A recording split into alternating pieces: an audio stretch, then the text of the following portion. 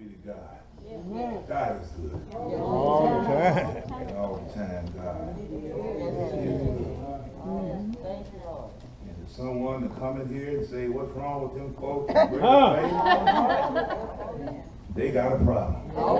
Yes, sir. They're just trying to have a little church. Mother Brandon just lift him up. He's no good to us. That's what we've been to. I said, Sister Taylor, you right on target. I want to thank you for it. Amen. You know that all of you do the Sunday school moment. You be yourself. You tell your story. That's what helps us. Amen. Praise be to God. Amen. And no matter what neighborhood we grew up in, back in the day, for y'all young folks, amen, we went to church. Amen. That's right. Amen. She said we had, that's right. We might have had Sister Mason cussing folk in the neighborhood. But they went to church. They went to church. That's right. Time and place. Y'all know I'm right about it. Time and place. And Saturday night they might have drank some whiskey. Yes, sir. Y'all know what I'm talking about. But Saturday morning they went to church. Yes, sir. Sister Jody said, yeah, that was the drug problem. There you go. Amen. We don't need, that's when you need church. Yeah. When you cussing and drinking. That's it. But my Bible said the world don't need no doctor, it's the sick. That's it. That's it, brother. I'm calling to repent. Something wrong with all of us. Yep. Every last one of them. Yes. Need to be here. Turn with me if you would to 1 Peter chapter 5. 1 Peter chapter 5. We're going to drop in there today, see what Peter talks about. 1 Peter chapter 5. 1 Peter chapter 5. With the Revelation, come on back. You'll find it. 1 Peter. These words, the word of God rests here. We're going to pick up at verse 5. Thank you, Lord. 1 Peter 5, verse 5. Familiar passage. The Lord, Holy Spirit dropped me in here today to preach this word. 1 Peter 5 and 5. Likewise, you younger people, submit yourselves to your elders. Yes, all of you, be submissive to one another and be clothed with humility. For God resists the proud, but gives grace to the humble.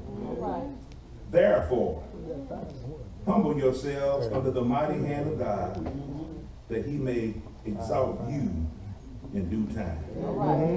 Bless the word of God. I'm going to talk to you from this subject, grace for the humble. Amen. Turn to your neighbor and say, neighbor. Neighbor. Preacher's going to preach about. Preacher's going to preach about. Grace. Grace. For the humble. For the humble. Grace for the humble. Yes, sir. Amen. Grace. Humble, you ain't getting none. Amen. Nobody can preach it already. All right. We're going to fly through that before we land. Go ahead. Grace Yeah. for the humble. All right. Yeah. Why is it sometimes difficult to be humble? Tell it, Brad. Preach it. The kingdom of God was more clearly seen upon earth when believers Humble yourself. walk in genuine humility and submission. But is this a realistic expectation of today's Christian believers? There is a humility crisis in a lot of churches. Believers have been led by the secular culture to go their own way, to do their own thing, to exalt self and to put self above others, as long as I'm not hurting nobody. Right. But this is far from Christianity and a form of biblical humility. How can we return to a biblical humility when everything around us is so contrary to living a life of humility and submission? This is a great passage of scripture on humility right here. Humility is one of the very first duties of the believer. Right. Some people shrink back when they hear the word humility mentioned. When they think of humility, they picture a shy, weak, unimpressive type of person. Yeah. All right. But this is not what God means by humility. The humility right here, Reverend Brantley, demanded by God, strengthens a person and makes him or her one of the most striking and impressive persons around. Right. Humility, in biblical terms, is a personal quality in which an individual shows dependence on God and respect for others. It's a spirit of willingness and lowliness of mind. In other words, you have a respect for, and other folks do matter. Right. Amen. What God desires most is not an outward sacrifice, but a humble spirit. That's it. The psalmist mentioned that in Psalms 51:17, when he said, a broken spirit and a contrite heart he will not despise. Amen. That's it. In the Old Testament, the experience of many kings indicated that those who humble themselves before God would be exalted. 1 Kings 21:29 tells us, do you see how Ahab had humbled himself before me? Because he has humbled himself before me, I will not bring evil in his day. But in the days of his son, I will bring evil upon his house. In the New Testament, Jesus Christ provides the best example of what it means to have humility. Matthew 11:29. Jesus preached and taught about the need for humility in Matthew 23:12, and in Luke 14, he said, and whoever exalts himself will be humbled, and he who humbles himself, you all, will be exalted. Verse 5. You notice this word, subject. Not only are we to be subject to our ministers, you all, but we are to be subject ourselves to one another. All right. Note several things right here. The word also means every one of us, all ages, all sexes, all classes, and all means all. That's it. We are to subject ourselves to all believers, no matter who we may be, male, female, poor, rich, young, old, tall, short. Subjection. That word, Brother Bell, really frightens us in the Christian sense. Because it takes concentration and it takes effort. It takes a deliberate decision to subject to someone else. Every believer, Sister Moore, is unique to God and has a very special gift and contribution to make to the world and to the church. Preach, Reverend. Brothers and sisters, Peter had presented the best plan for household relationships, and now he describes the best plan for church relationships. Listen right here in the text. Says young people should follow the leadership of older people, especially those who have been put in authority over them as elders. And the elders in turn should lead. Here we go, lead by example. Right. We should lead. The elders should lead by example. All should actively serve one another. Oh, bless his name. What is Peter saying? He said, we're all in this together. As we do the right thing around others, others will see we're doing the right thing, and they attempt to do the right thing as they see you do the right thing. And as others follow them. Subjection, don't be frightened of it. Here we go. You don't know it all. God has gifted other people to be part of the church, be part of this church, be part of the ministry. And as they lead and they guide, and God has gifted them, we should subject to them. And what they all about as they lead and guide in the proper way. Secondly, watch the text. Scripture says that we must also be clothed with, there you go, humility. Right here, we should be clothed with humility. The phrase be clothed means to gird oneself. I was going to get an apron, but I ran off and left it. It means to put an apron on. It's the picture of what Jesus did in the upper room when he girded himself with an apron and assumed the role of a servant and washed the disciples' feet. Yeah. Tell your neighbor, neighbor, Neighbor, put an apron on. put it on. It's to clothe yourself. We clothed ourselves. We deliberately took things out of the closet, the washer, or the dryer, or the drawer, whatever, and you deliberately put them on. It says, clothe yourself with humility. It takes effort. Humility is just not going to fall on. Right.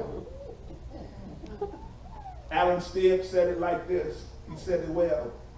The exhortation here is not to feel humble, nor to pray for humility, but to be humble.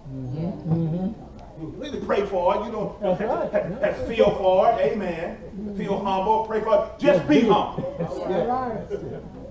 Just be humble. Well, I got to pray to be humble. No, just be humble. It's not a feeling. Just be humble. Brothers and sisters, one may have a high position, power, wealth, fame, and much more. But one is to carry themselves in the spirit of lowliness and submission. Deny self for the sake of Christ and in order to help others. We are to subject to one another and to clothe ourselves with humility. Because here we go. Here's where the rubber meets the road. Because God resists the proud.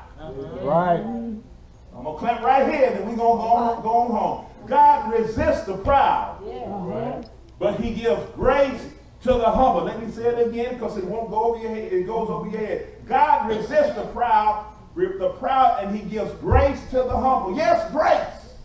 He gives grace to the humble. Amen. Grace means favor. Blessings from God. Some of us wonder why we don't get any grace and any blessings, and the favor don't roll our way. You just ain't humble enough. Some of us, we think we know it all. That's what we praise other churches.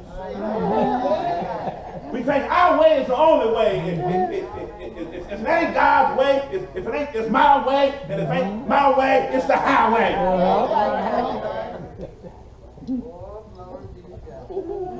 Grace. Getting things we do not deserve. The person who walks humbly before God, recognizing and acknowledging the value of others, shall be rewarded beyond all imagination. I'm talking about grace. Verse 6, therefore, I'm almost finished. Humble yourselves under the mighty hand of God. Because God sets himself against the proud and shows favor to the humble. Peter right here admonishes folks to humble themselves under God's mighty hand because he is going to exalt them. Here's the text. In due time. In due time. And that's God's time. That could be around the corner. That could be 4 years down the road. In heaven. It's in God's time. Because the day is coming when they shall be exalted in all glory and majesty of Christ. Realize, greater faith, that the day is coming when they shall be exalted to live with Christ and to rule and reign with him and to serve him. You may not realize it, you all, but the day is coming in due time. Your due time is coming. Just keep on serving the Lord. Your due time is coming. Just continue to be humble. Your due time is coming. The day is coming when they shall be with Christ, worshiping him and serving him forever and ever. Give all your worries and cares to him. Oh, it's right here in the text. For he cares what happened to you. Don't you think God does not care? Listen to a preacher a few weeks ago, Ralph West. He's down there in Houston, amen. Big church without walls. And he was explaining about the hurricane and all of that and the storm. Don't you think God don't know what's going on? Had to listen to the sermon again to get what he was saying. He's talking about the God of the waters. I said, where's Ralph going with this? Don't you think God was in the water? Don't you think God was in Irma? Yes, sir. Don't you think God was in Harvard? Yeah. Don't you think God's around the people? God is in all of this so he can get the glory. Yes, sir. Yes, sir. You might not consider how can he be in the water, Reverend? He created the water.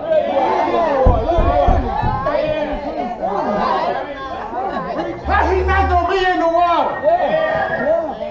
He said, well, Reverend, all that wind, 120, 30, 40 miles an hour. Hey, God created the wind.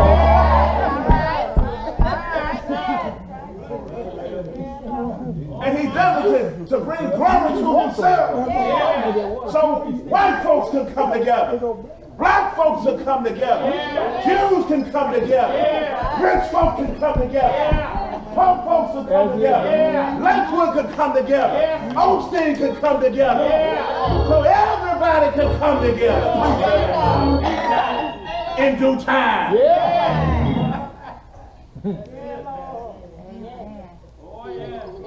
Yeah, we can question God, but God allows things to happen in our lives. And you know if it don't kill us, you all, it's got to be all right. That's right. That's right. Because you can get another flat screen. You can get some more shoes. You can get another weave. You can get another suit. You can get some more neckties. You can get another car. All you got to do is drive down the highway. There's cars everywhere. I don't see where all these cars is going. Ain't that many people buying cars. But you can't get another you. God is working on you. Let me back out of here. When weightlifters want to strengthen their legs, Sister Lockhart, there's no exercise that competes with the squat. All right. You put weight on your shoulders. And you go up and down. All right. And you go down and up. Y'all still praying? In order to build strength in your legs. In order to build your hamstring. You got to go up. You got to go down. In order to build your legs, Brandon, you got to go up. You got to go down. In other words, you got to squat. And when you squat, Brother Shoemaker, that means you get a little lower. What you saying, preacher? Most of us don't get low enough. That's why we ain't getting no stronger. That's why we're not building up our churches. I gotta get out of here. You gotta get down. So you can come back out.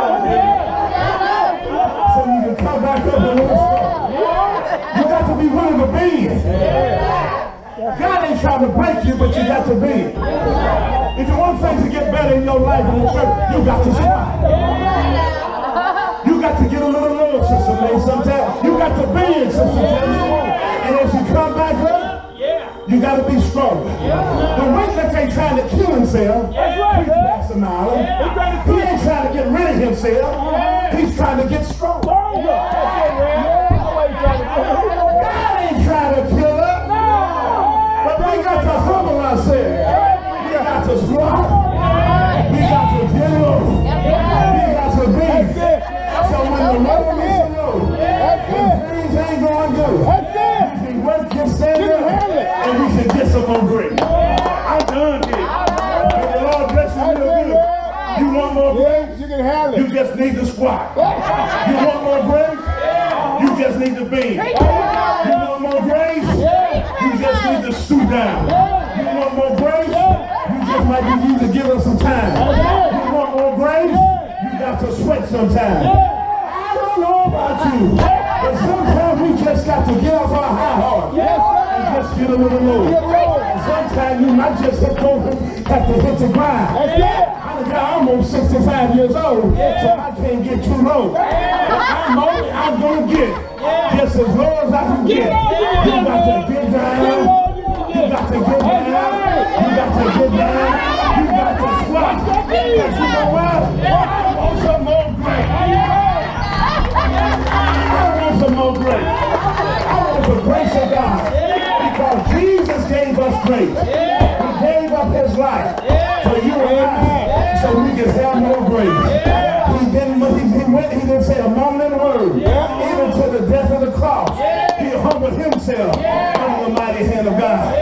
Jesus got low. He squatted all the way to Calvary. And you know who lifted him up? Shucks, y'all know the story. Lifted him up after he got low. For you and for me. And for the whole dog. Grace for the heart. Kenny, we got to squat a little more. That's good. That's good. We got to bend a little more. So we can be strong for God's glory. Thank you, Jesus. Thank you, Jesus. My soul is happy. You want more grace? You better get on that. Humble yourself. And the moment we get up, folks say, what? How did they get this way? They're stronger than they ever be. They're wiser than they ever be. The grace of God, because you've been a humble servant. And you got a little low. So you can come up strong. May God bless you. All right now. All right.